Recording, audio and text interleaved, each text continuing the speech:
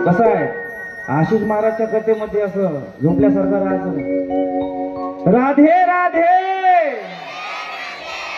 बड़े भाव से जोर से राधे राधे राधे राधे।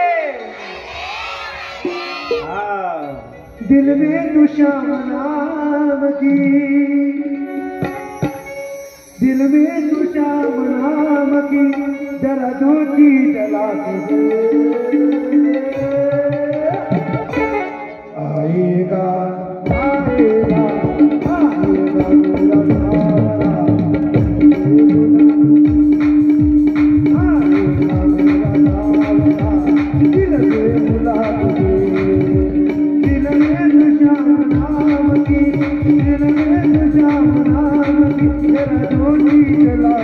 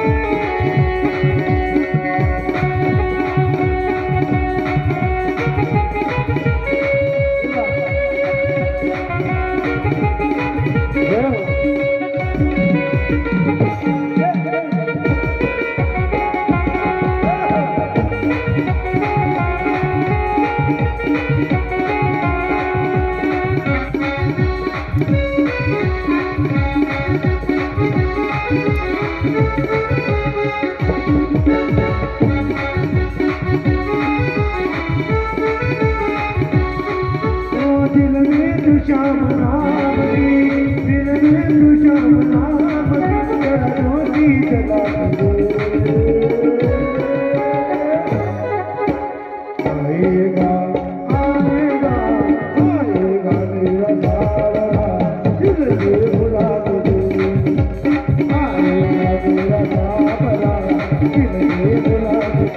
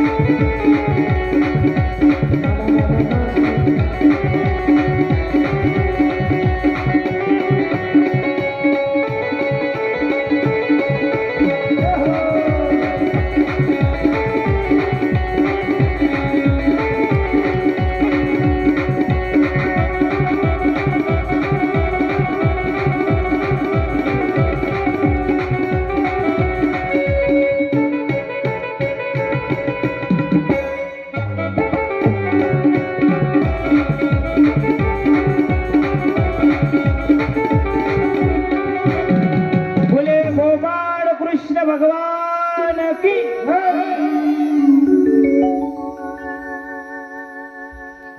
तर अशा प्रकारे कृष्ण कथा आहे। कृष्ण कथेमध्ये कोणती कथा चालू होती आपली? त्या ब्राह्मणाच्या मुलाची, त्याचं नाव होतं गुणानिधी। काय नाव होतं? गुणानिधी। तो जुगार खेळायचा, त्याच्या वडिलांना कळाले की आपला मुलगा जुगार खेळतो। त्याच्या पत्नीला आणि त्या गुणानिधीला दोघांनाही घराच्या बाहेर हाकलून देते। त्या दोघांचे इतके खराब हाल होते, खराब दिवस येते त्यांचे. त्याची आई इकडे, तो तिकडे. एक दिवस तो गुणानिधी फिरत फिरत इतकं बेहाल झाला, त्याला भूक लागली, तो तडफडू लागला. असाच तो एका रात्रीच्या 8-9 वाजता तो एका भगवान शंकराच्या मंदिरासमोर आला. त्या मंदिरासमोर एक वडाचं झाड होतं आणि त्या वडाच्या झाडामध्ये तो गुणानिधी तिथं निद्रिस्त अवस्थेमध्ये होता. मंद असा थंड हवा चाललेली होती. सर्व ठिकाणी शांतता होती. रात्रीच्या वेळेस एक नवीन दाम्पत्य त्या ठिकाणी भगवान शंकराच्या दर्शनासाठी मंदिरात आले होते. त्या दाम्पत्याने भगवान शंकराची पूजा केली आणि सोबत नैवेद्य आणले होता आणि ते भगवान शंकरासमोर नैवेद्य ठेवले. तो गुणानिधी सर्व दृश्य पाहत होता. त्याला भूक लागली होती. त्याचे पोटातले आतडे त्याला तोडत होते. तहान लागली होती. पूजा केल्यानंतर हे दाम्पत्य आपल्या घरी निघून गेलं. रात्रीचे 11-12 वाजले होते. तो गुणानिधी मंदिरामध्ये आला. भगवान शंकराच्या शिवालयामध्ये त्याने प्रवेश केला. तो प्रसाद खाण्यासाठी तो आतमध्ये आला. हवेचा असा एक झोका आला. भगवान शंकराच्या ज्योतिर्लिंगासमोर दीप प्रज्वलित करून होता. भगवान शंकराची अखंडित ज्योत होती आणि त्या हवेमुळे ती ज्योत विझायला सुरुवात झाली. तो जो गुणानिधी होता त्याने जे कपडे घातले होते, आपल्या शरीरावरचं शर्ट काढलं, ते फाडलं आणि त्याची वात बनवून ते ज्योत प्रज्वलित केली. गावातल्या काही लोकांनी पाहिलं की मंदिरामध्ये चोर आला आहे, चोरी करायला. सर्व लोक हातामध्ये काठ्या घेऊन आल्या, काड्या घेऊन आले. त्या गुणानिधीला चोर समजून त्याच्या मागे धावली. सर्व लोक त्याच्या मागे धावत आहे गावातले. त्याच्या पोटामध्ये अन्नही नाही. तो गावाच्या लोकांच्या हातामध्ये लागला. त्या लोकांनी पकडले, काळ्याने बेधान त्याला मारलं. शेवटी काय झालं, त्या गुणानिधीचा त्या ठिकाणी मृत्यू झाला. तो मरून गेला. त्याचा अंत झाला. मात्र त्याच्या आत्मेला घ्यासाठी यमाचे दूत आले. आयुष्यामध्ये त्याने जुगार खेळला, आई वडिलांना त्रास दिला, म्हणून यमाने त्याचे दूत पाठवले. पण त्या क्षणी भगवान शंकराचे ही दूत त्या ठिकाणी आले आणि त्या यमाच्या दूतांना खडकावून सांगितले की तुम्ही गुणानिधीला घेऊन जाऊ शकत नाही. मला सांगा, ज्या व्यक्तीने पाप केला आहे, जुगार खेळला आहे, मदिरा प्राशन केला आहे, ब्राह्मणाचा धर्म असून त्यानं ब्राह्मण धर्म पाळला नाही,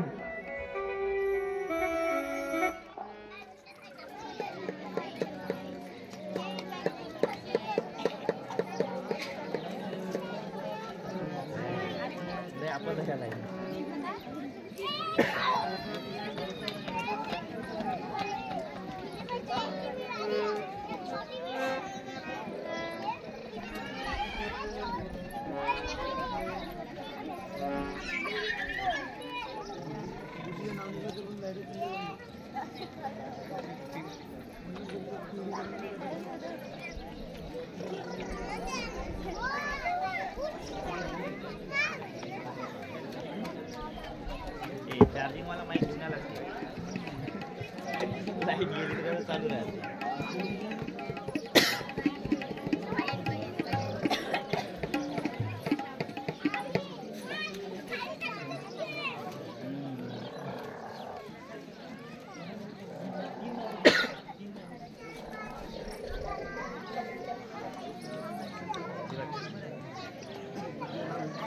बंदच काय करते का पण 1-2 मिनिटं झाली.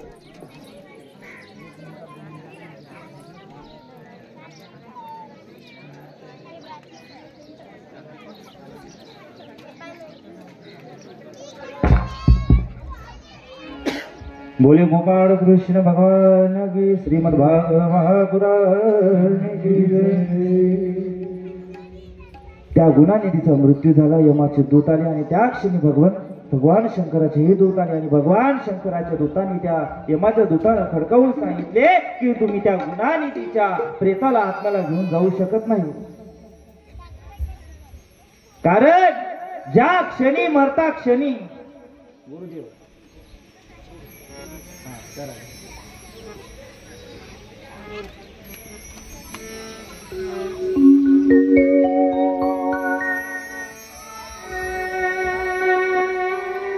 त्या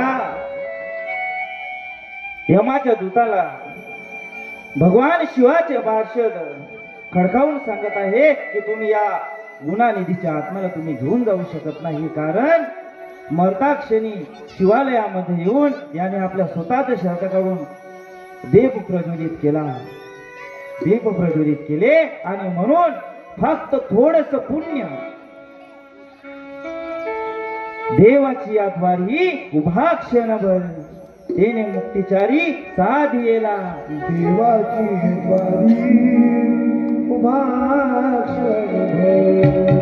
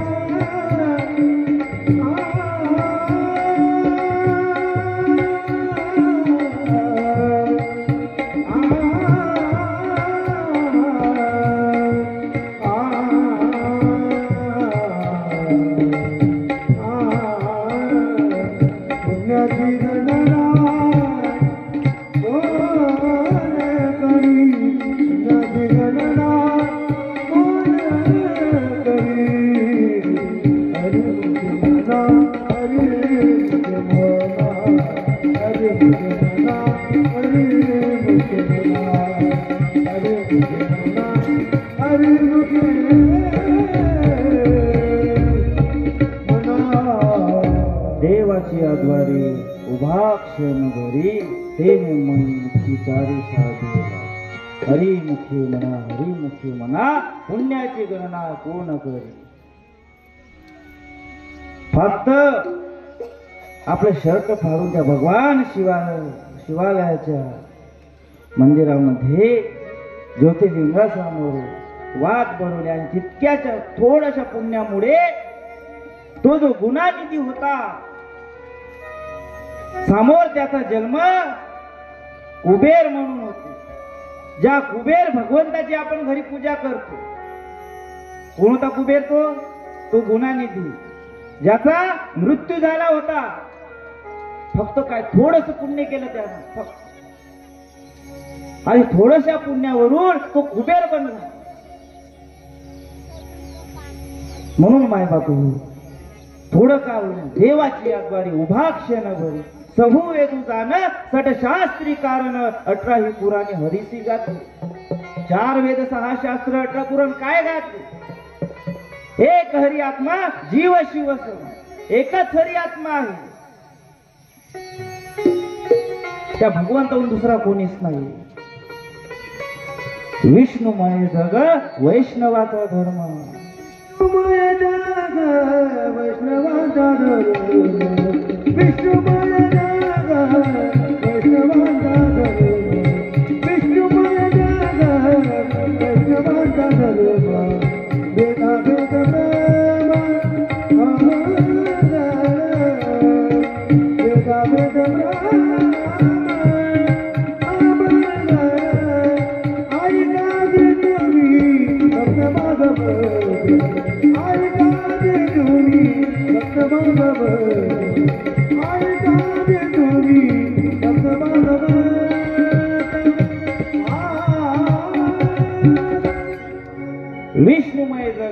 वैष्णवाचा धर्म ऐकाजी तुम्ही भक्त भागवत.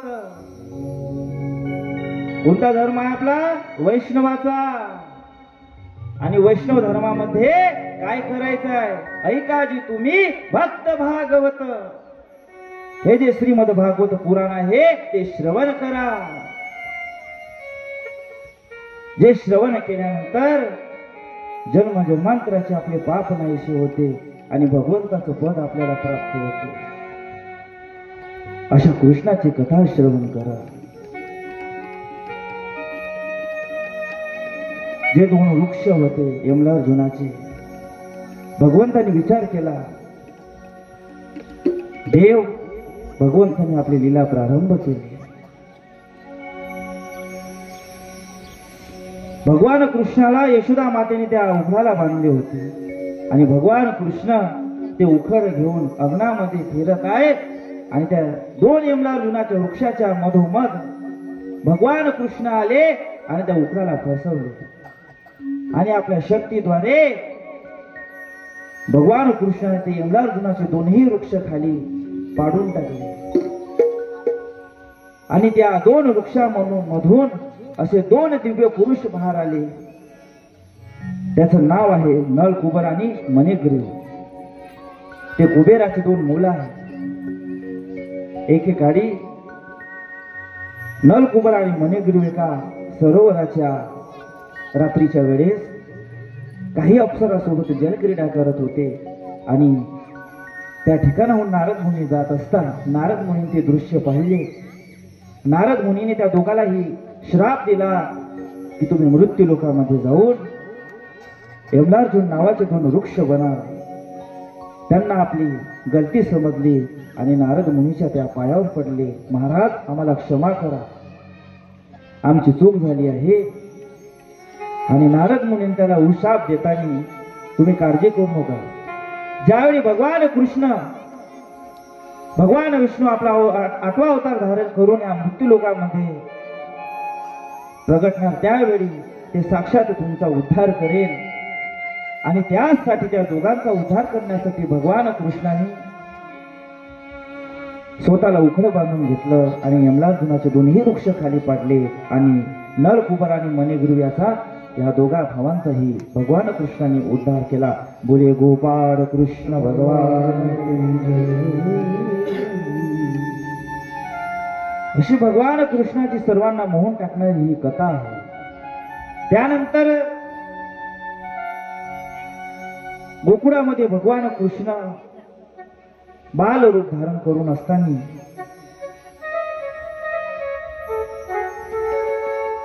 भगवान कृष्णाने अनेक राक्षसांचा वध केला. अशीच एक कथा अजून पुन्हा भागवतामध्ये येत आहे. तृणावत नावाच्या राक्षसाला मारण्यासाठी कंसाने गोकुळामध्ये कृष्णाला पाठविले.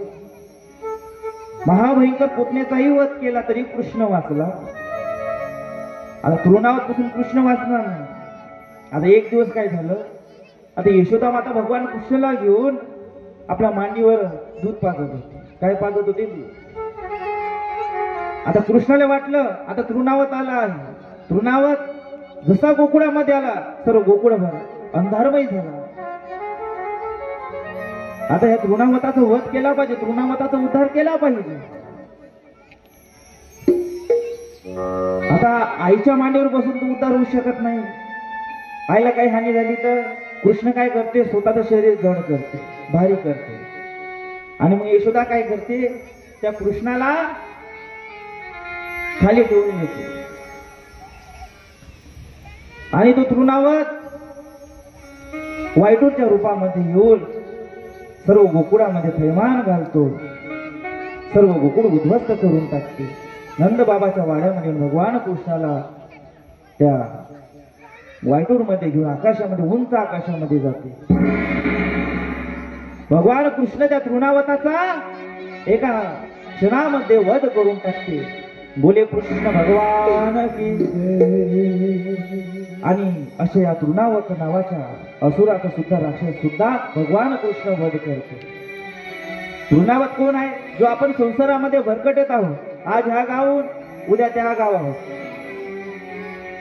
आजचा दिवस आपण सूर्य उगवला तेच दिनचर्या. सकाळी उठलो, काम केले, धंदा केले आणि झोपून गेलो.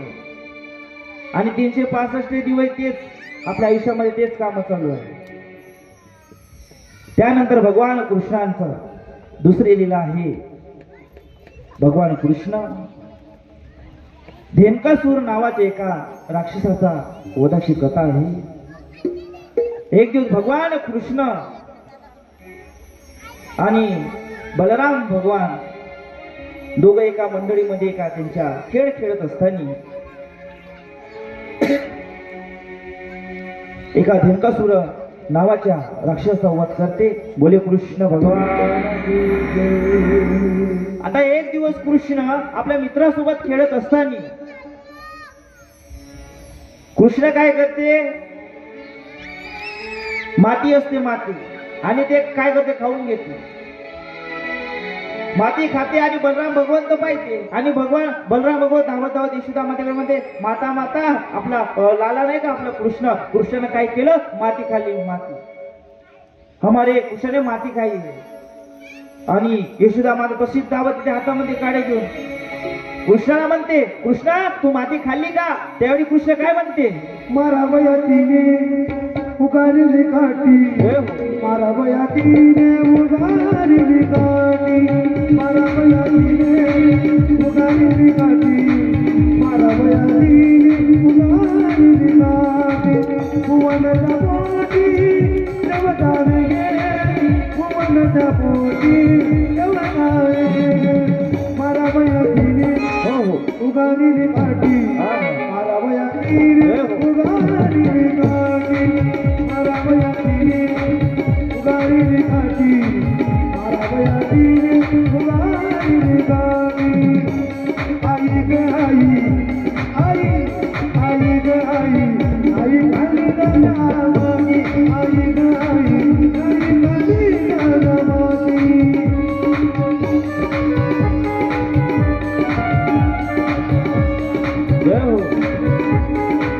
भगवान कृष्ण यशोदा मातेला नाही, मी माती नाही खाल्ली.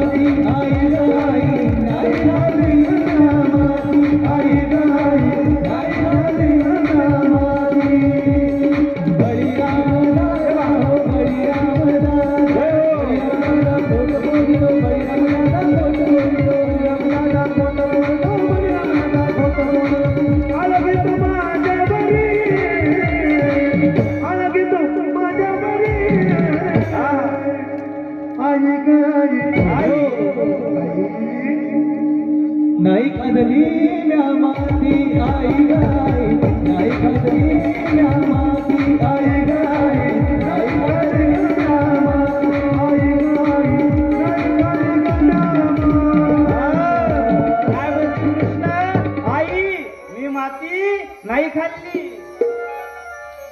मैया मैंने माटी नहीं खाई है.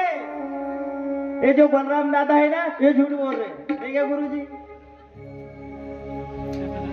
बलराम दादा झूठ बोल रहे, मैंने माटी नहीं खाई. इसे मेरे पर कुछ भी इल्जाम लगा देते हैं.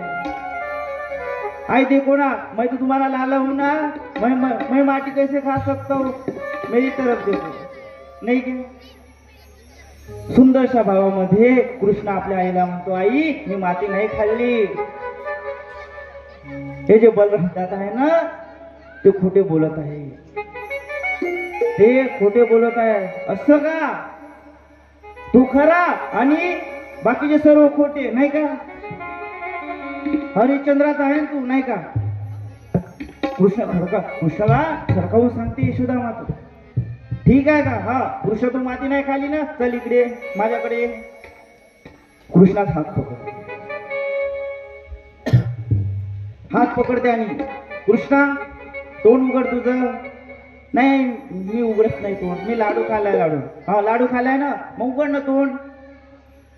जसं यशोदा माता तोंड उघडते कृष्णाचं, तर काय पाहते तोंडामध्ये? संपूर्ण ब्रह्मांड यशोदा मातेला कृष्णाच्या तोंडामध्ये दिसते. आणि ब्रह्मांड पाहता क्षणी यशोदा माता जागर बेहोश होऊन खाली पडते.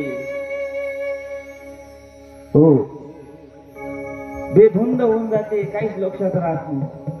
कृष्ण विचार करते म्हणा, अरे हे तर उलटच झालं नाही का? हे तर उलटच झालं. कृष्ण आईला उलटवते आणि यशोदा मातेच्या डोक्यावरून हात फिरवते आणि जे काही पूर्ण ब्रह्मांड पाहिलं कृष्णाच्या मुखातलं ते सर्व विसरून टाकते. यशोदा मातेला विस्मरण पाडते, भुरड पाडते. कसे आहे कृष्णाची लीला? कृष्णाची लीला श्रवण करताना शुकदेव भगवान बेधुंद होऊन जायचे. त्यांना हे माहित नव्हते की आपण कथा सांगत आहोत. अशा कृष्णाच्या कथा आहे, लक्षात घ्या. आता एक दिवस काय झाल्या, काही गौडणी नाही का नदीवर गेल्या यमुनेच्या. आता तुम्ही मथुरेला जाऊन पहा. आता प्रयागराजला यमुना, सरस्वती आणि कोणत्या? यमुना, सरस्वती, गंगा, 3 नद्याचा त्रिवेणी संगमी नाना तीर्थ भ्रमी चित्त नाही नामी तरी केवे नामाचे विन मुग तो नर पापे हरवी काव्या न पावे कोण. आता त्रिवेणी संगमध्ये आंग केलं धुतल्यानं पाप जातं का नाही? काल जय महाराजांनी कीर्तनामध्ये सांगितलं नाही का?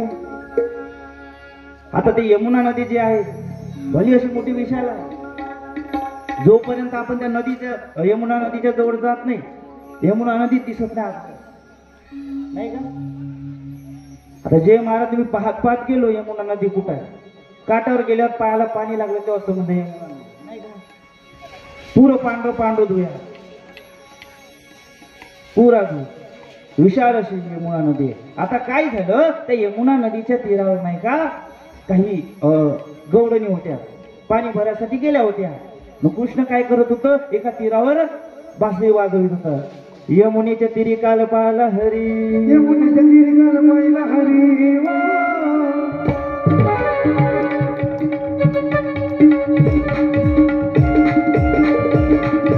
यमुनेच्या तिरी काल पाहिला हरी, काल बासरी बासरी, काल बासरी बासरी, काल बासरी बासरी, काल बासरी बासरी, काल बासरी बासरी. यमुनेच्या तिरी काल पाहिला हरी, हो यमुनेच्या तिरी काल पाहिला हरी, काल बासरी बासरी, काल बासरी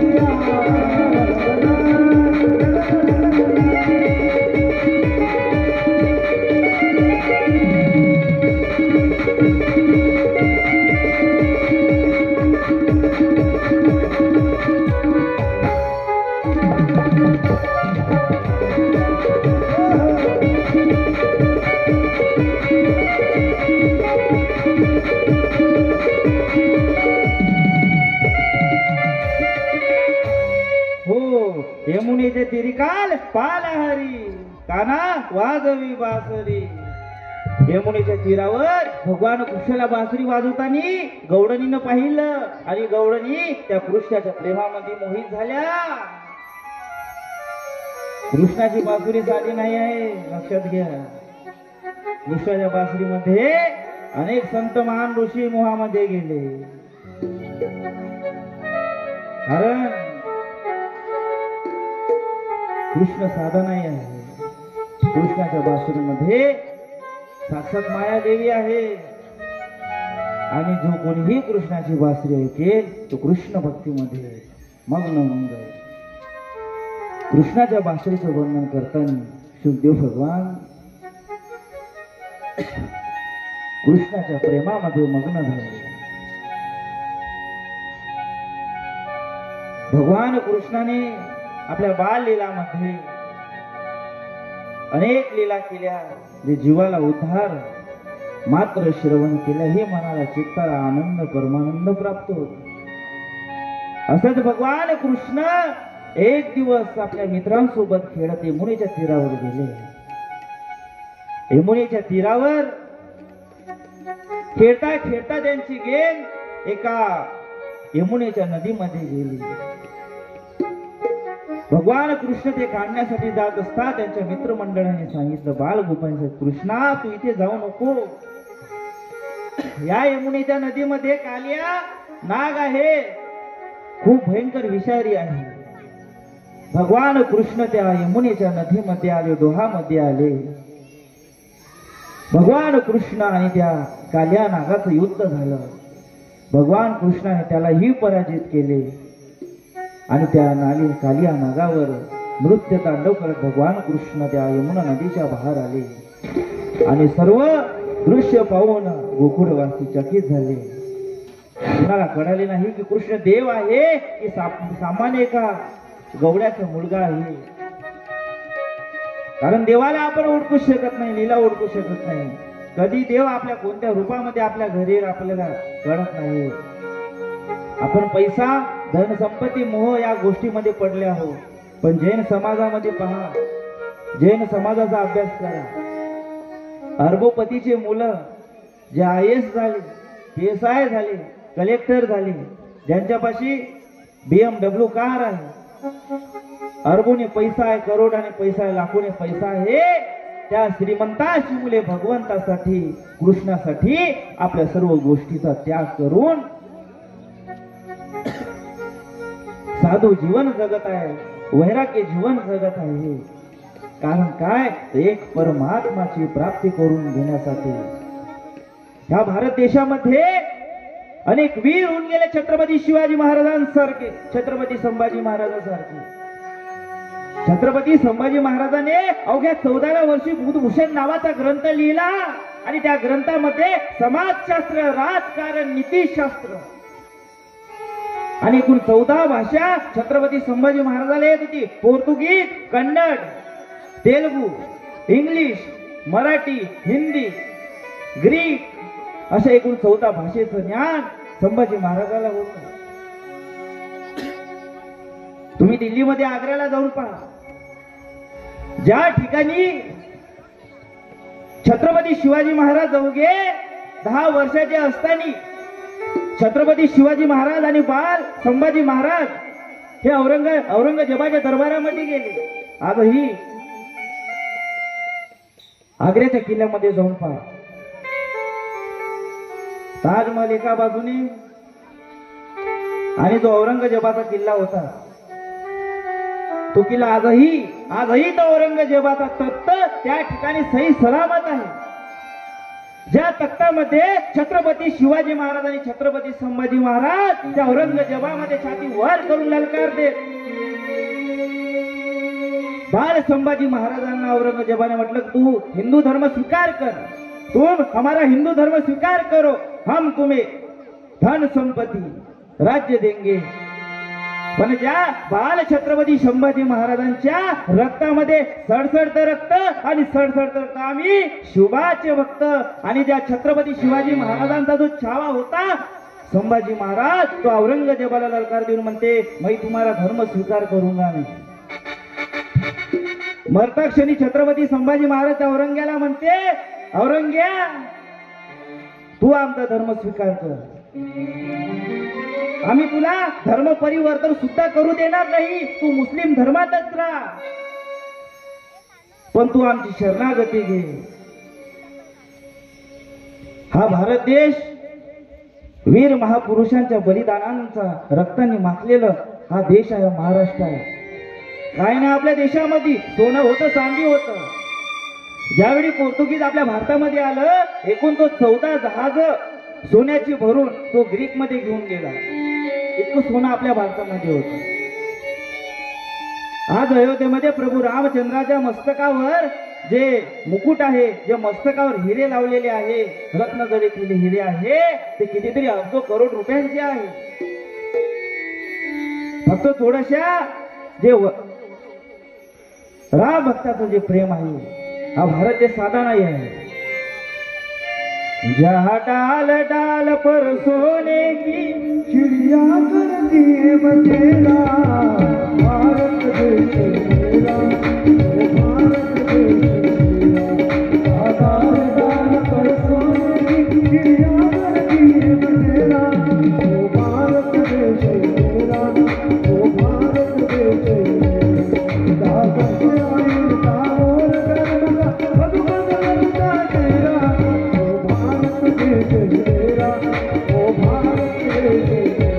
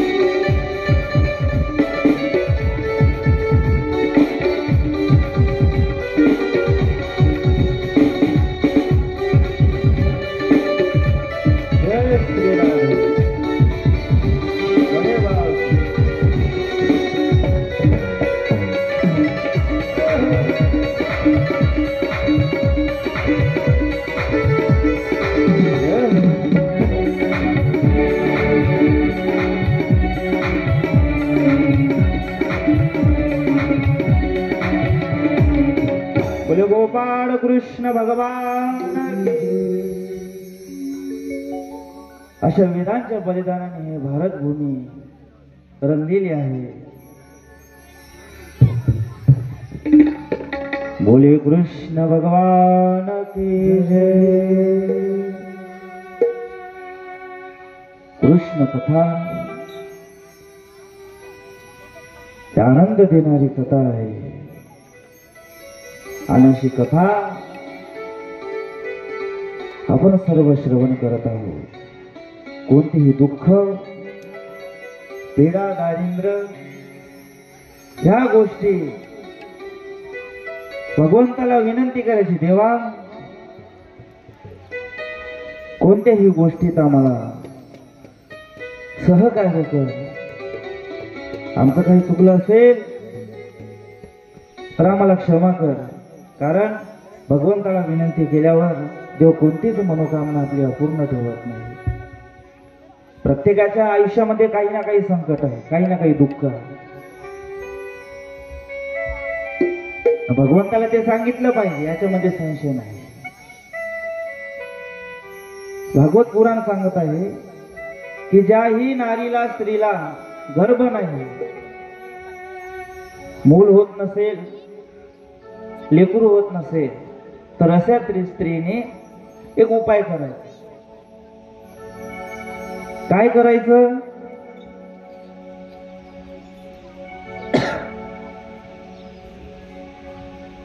एखाद्या ज्या ठिकाणी माती आहे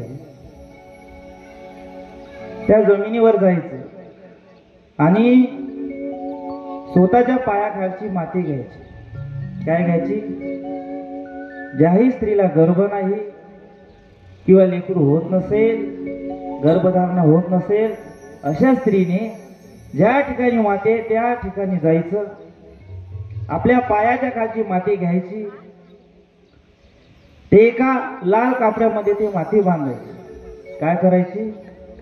लाल कापडामध्ये ते माती बांधायची आणि गाठ पाडून ते माती ज्या ठिकाणी एखादी कुंडी असेल आपल्या घरामध्ये, ज्याच्यात आपण झाड लावलं असेल, एखादी जे जीवित झाड आहे, वृक्ष आहे, त्या कुंडीमध्ये ते माती बांधलेली ते कुंडीमध्ये ठेवायची आणि 7 दिवस त्या कुंडीपाशी दिवा लावायचा, दीप प्रज्वलित करायचा आणि 8व्या दिवशी ती माती घ्यायची.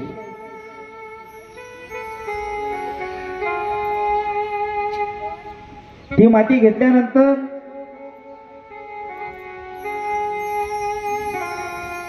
त्या मातीचं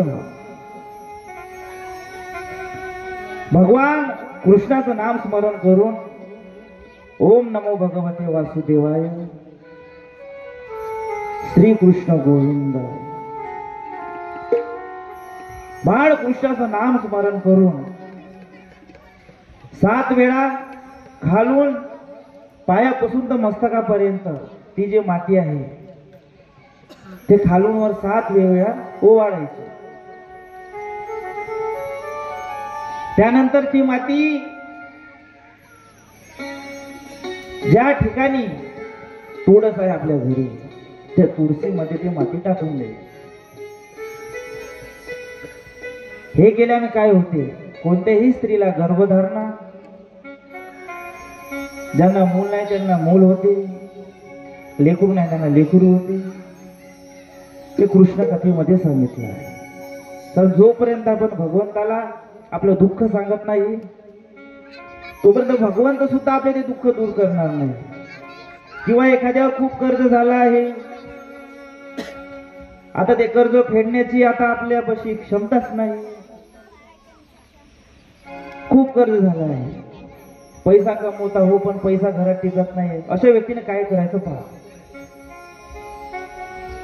शनिवाऱ्या दिवशी कोणत्याही मंदिरामध्ये जायचं. शनिवाऱ्या दिवशी मग विठ्ठलाचं असो, शंकराचं असो किंवा हनुमंताचं, कोणीही देवाचं मंदिर असो, त्या मंदिरामध्ये जायचं. एकटं जायचं का नाही, आपल्या पतीला सुद्धा घेऊन जायचं. दोघं जणांनी मंदिरामध्ये जायचं आणि त्या मंदिरामध्ये गेल्यानंतर जे त्या ठिकाणी चढवलेलं तेल असते, मंदिरामध्ये दिवा लावण्यासाठी जे तेल असते, ते त्या भगवंताला, त्या देवाला प्रार्थना करायची, देवा तुझ्या जवळचं जे तेल आहे ते आम्हाला घेऊन जाण्याची परवानगी दे, आदेश दे. आणि ते मंदिरातलं तेल दोघांनीही आपल्या सोबत घरी घेऊन यायचं. ते तेल घरी घेऊन यायचं. घरी आल्यानंतर आपला जो मुख्य दरवाजा आहे, मुख्य द्वार आहे, तिथे 2 दिवे लावायचे. आणि दिवा लावताना भगवान कृष्णाचं नाम स्मरण करायचं, ओम नमो भगवते वासुदेवाय. त्यानंतर घरामध्ये ज्या ठिकाणी पाणी ठेवलेलं असते आपलं पिण्यासाठी, त्या ठिकाणी त्या पाण्याच्या खाली एक दिवा लावायचा. जर असा नित्य आपण 11 दिवस हा उपाय केला तर जे काही कर्ज असेल ते आपल्या डोक्यावरून, आपल्या आयुष्यातून निघून जाईल आणि कृष्ण परमात्मा, कृष्ण भगवंताची परम कृपा आपल्यावर होईल. हेच भागवत, हेच शास्त्र आपल्याला सांगत आहे. आजपर्यंत अनेक धर्मविरोधांनी धर्म काय आणि शास्त्र काय ह्या गोष्टी आपल्याला सांगितल्याने आपल्यापासून लपवले. पण आज अभ्यास करून जे काही उपाय आहे, जे काही शास्त्राने सांगितले आहे, ते तंतोतंत तुमच्या समोर मांडण्याचा भगवान कृष्णाच्या आशीर्वादाने मी तुमच्या समोर कृष्णाच्या आशीर्वादाने प्रयत्न करत आहे. कारण जे शास्त्र आहे ते आपण सांगितलेच पाहिजे. आपण पुराण वाचत नाही, ग्रंथ वाचत नाही, मग आपल्याला माहिती नाही या गोष्टीची. गणेश पुराण वाचा, भविष्य पुराण वाचा, त्यामध्ये सांगितले आहे. भागवत पुराण वाचा, या गोष्टी त्याच्यामध्ये उल्लेख आलेला आहे. तर सुखदेव भगवान परीक्षित महाराजांना कथा सांगताना त्यानंतर प्रलंबासुराचा उद्धार केला. प्रलंबासुराचा वध करून भगवान कृष्णाने प्रलंबासुराचा वध केला. बोले कृष्ण भगवान की जय. त्यानंतर भगवान कृष्ण वनामध्ये गायी चारण्यासाठी जातात. ब्रह्माचा मोह नाहीसा करतो. ब्रह्माला कृष्ण धडा शिकवते, अनेक लीला करते. भगवान कृष्ण एका बगुलाचा रूप घेऊन एक कृष्णाला मारण्यासाठी एक राक्षस येतो. त्या बगुल्याला सुद्धा भगवान कृष्ण त्याचं मुख फाडून त्या बगुल्याचा भगवान कृष्ण वध करते. बोले कृष्ण भगवान की. अनेक लीला कृष्ण भगवंताच्या आहे. 7 दिवसही कृष्णाच्या कथा सांगतो म्हणलं तर कमी आहे, पण वेळेचं बंधन ठेवून आपल्याला कृष्ण कथा श्रवण करावं लागतं. पहा, त्यानंतर परीक्षित महाराज शुकदेव भगवंताला वेणुगीताची महती सांगत आहे. वेणुगीत श्रवण केल्यानंतर अनेक आपले जे पाप आहे ते नाहीसे होतात. जे श्रवण केल्याने कृष्ण भक्तीमध्ये मन लागते, अशी वेणुगीताची माहिती आहे. आणि वेणुगीताची माहिती स्टॉप झाल्यानंतर शुकदेव भगवान जे मुख्य लीला आहे कृष्ण भगवंताची गोवर्धन भगवंताची गोवर्धन पर्वताची, तुम्ही गोकुळामध्ये जाऊन पहा, वृंदावनामध्ये जा. गोवर्धन पर्वताची परिक्रमा केली जाते. दिवस रात्र लागतात गोवर्धन पर्वताची परिक्रमा करायला. आम्ही सुद्धा केले वृंदावनला गेल्यावर. ते गोवर्धन पर्वताची जर आपण परिक्रमा केली तर आपले सर्व पाप नाहीसे होतात आणि भगवंताच्या जवळ आपण जातो. अनुभवा, द्वारकेला जा, वृंदावन मध्ये जा, अनेक लीला आहे कृष्णाच्या. आजही त्या यमुनेच्या तीरावर गेलं तर असं वाटतं साक्षात भगवान कृष्ण त्या ठिकाणी गौडणी सोबत लीला करत आहे. बाकी बिहारीच्या मंदिरामध्ये जा, अनेक मंदिर आहे, प्रेम मंदिर आहे. तुम्ही बरसाणाला गेला, उंच पहाडावर राधा राणीचं मंदिर आहे. आजही राधा राणी त्या बरसाणामध्ये कृष्णासोबत लीला करत आहे. निधिवन मध्ये, वृंदावन मध्ये निधिवन स्थळावर आजही 6 वाजले का निधिवनाचे द्वार बंद होऊन जातात.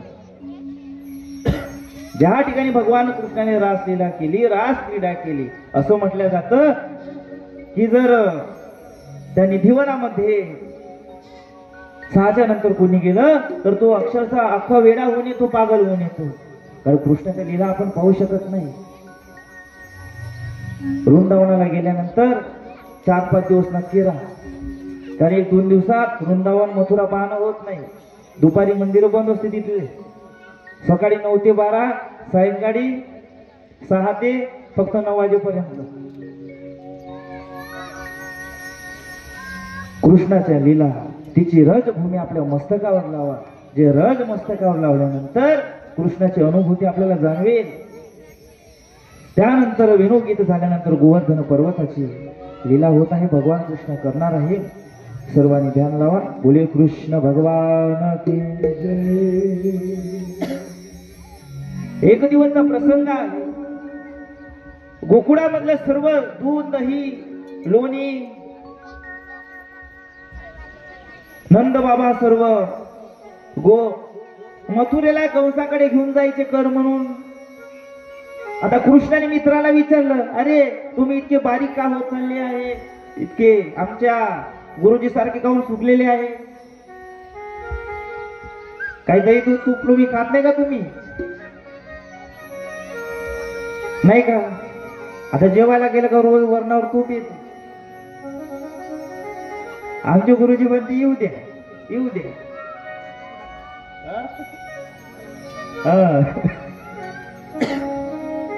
तुम्ही इतके बारके सडपातळ का झाले, हाड काऊन दिसत आहे. अरे कृष्णा, काय सांगू तुम्हाला आमच्या जीवाचा हाल. आमच्या इथे रोज लोणी काढते, दूध काढते, दही करते, ताक करते, पण काय करते, खायलाच भेटत नाही. सगळं जाते ना ते कंसाकडे मथुरेला. वृंदावन मथुरा 25 किलोमीटर आहे फक्त. मग आम्ही काय खायचं? आता कृष्णाला वाटते याच्यावर काहीतरी उपाय केला पाहिजे, नाही का? आता कृष्णाला कंसापर्यंतही पोहोचायचं होतं. मग काय करतो, नंद बाबाला सर्व गोपाला जमा करते एका जागी. या आजपासून मथुरेला आपलं दही दूध जाणार नाही, जाणार नाही, कर त्याला द्यायचा नाही. आणि असंच एक दिवस इंद्राची पूजा करण्यासाठी सर्व गोकुळवासी एकत्र ठिकाणी जमा होते. कृष्णाने साप बजावलं की कोणीही इंद्राची पूजा करायची नाही. जो आपलं पालन पोषण करणार आहे त्या देवताची पूजा करा. आपल्या गाई कुठे चरते? गोवर्धन पर्वतावर, नाही का? मग त्या गोवर्धन पर्वताची पूजा करा. ज्या गाई जे गवत खाऊन आपल्याला दूध देते, दही देते, त्या पर्वताची पूजा करा. आता काही गोप म्हणते काना मागून आला आणि शायना झाला म्हणते कृष्ण, नाही का? थोडे दिवस झाले ना आम्हाला शिकवते का म्हणते तू. आता तर आधी तर पहिले कोणी ऐकत नाही कृष्णाचं, पण तो बी कृष्ण आहे, नाही का? चांगल्या चांगल्याचा काटा काढला कृष्णानं. आता एक वेळा काय झालं, जगद्गुरु तुकाराम महाराज भंडारा डोंगरावर, नाही का, अभंग लिहित होते. आता आवळाबाई काय केली जिजामाता, आता तुकाराम महाराजसाठी गेली टोपलीवर, टोपली भरून मस्त पुरणाच्या पोळ्या बनवल्या, भाकरी बनवल्या, तुकाराम महाराजसाठी घेऊन गेली. आता जाता जाता काय झालं, आता त्या आवळाबाईच्या पायामध्ये रुतला काटा. आता काटा काढायचा कसा, स्वतःला तर काढता येत नाही का? आता इकडं तिकडं पाहिलं, कोणी दिसत नाही. ते एक सुंदर असं गोडच बाळ दिसलं कृष्णासारखं. हे बाळा इकडे ये. कुठला आहे रे तू? आजपर्यंत तुला पाहिलं ना आम्ही, कुठं होता नाही का? माझं एक काम करशील का? सांगा नाही, काय करू मी? अरे बाळा, माझ्या पायात काटा रुतला आहे, तू काय काढून देशील का आम्हाला? फक्त इतकं. अरे मी चांगल्या चांगल्याचा काटा आहे, त्या पायातला काटा काय, नाही का? रावणाचा काटा काढला, कंसाचा काटा काढला, 100 कौरवाचाही काटा काढला. मग या पायातला काटा कृष्णासाठी कोणती मोठी गोष्ट होती, नाही का? कृष्णाने काय केलं, आपल्या जिभेनं सर्वात आधी त्या आवळाबाईच्या पायाला चाटलं माती साफ केली आणि आपल्या दातानं ते काटा काढलं कृष्णानं. आणि पितांबर घातलेलं होतं कृष्णानं पिवळं, ते पितांबर फाडलं आणि ते पायाले बांधलं आवडाबाईच्या. तशीच ते आवडाबाई तुकाराम महाराजांकडे येते. तुकाराम महाराज म्हणते, का गावडे तुझ्या पायाला काय लागलं आहे, तू काऊन बांधला आहे? काय सांगू महाराज, रस्त्याने जात होतो आणि तुम्हाला लई शोक आहे, डोंगरावर येऊन बसले नाही का? तुम्ही तर घरी करमतच नाही तुम्हाला. आता एक दिवस तुकाराम महाराज वनामध्ये नाही का, एका सावकाराने त्यांना सांगितलं, तू माझ्या शेतीचं राखण करणार का? ठीक आहे करेल. तुकाराम महाराज बसले राखण करायला. आता वावरात लावली होती ज्वारी, आता आहे ना आपल्या वावरात ज्वारी लावून नाही का, तू माझ्या ज्वारीची राखण कर. तुकाराम महाराज बसले भजन कर, विठ्ठल विठ्ठल विठ्ठल विठ्ठल विठ्ठल विठ्ठला, विठ्ठल विठ्ठल विठ्ठला, हरी ओम विठ्ठला, विठ्ठल विठ्ठला, हरी ओम.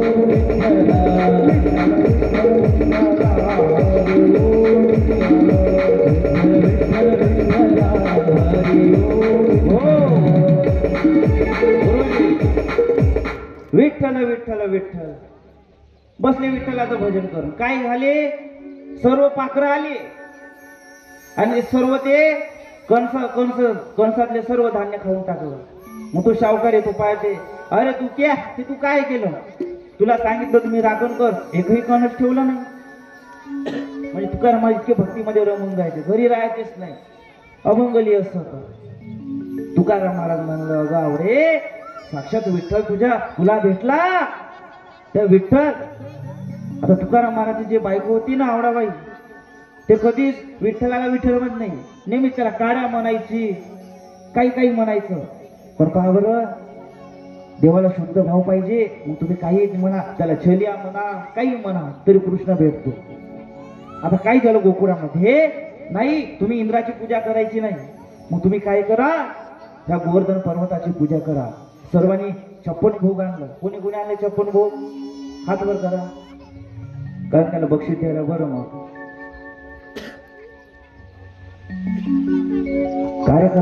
कार्यकर्त्यांना विनंती आहे की स्टेजवर आणून ठेवा यांचं 56 भोग, म्हणजे कसं आम्हाला दिसेल. मग आमचे गुरुजी परीक्षण करत. आज गुरुजींची विद्यार्थ्यांची परीक्षा सुद्धा झाली दुपारच्या सत्रामध्ये नाही का. तर मग काय झालं, कोणी पूजा करायची नाही इंद्रायची. सर्वांचे 56 भोग आणा, दही आणा, दूध आणा, तूप आणा, लोणी आणा, सर्वांचं अन्नधान्य आणा. या कार्यकर्ते या, सर्व या इथं मंडळाचे या. मिश्राम भाऊ या, यजमानजी उभे व्हा.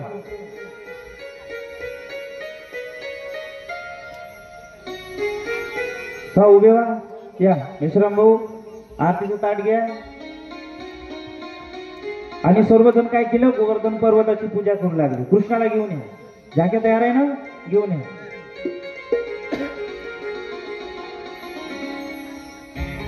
छोटे छोटे गैया, छोटे छोटे ग्वाल, छोटे छोटे गैया, छोटे छोटे ग्वाल.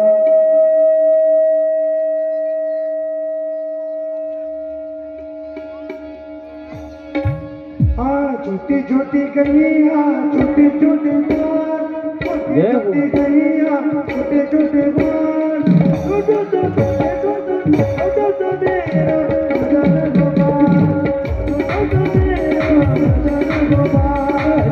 छोटी गैया, छोटे छोटे छोटी छोटी गैया, छोटे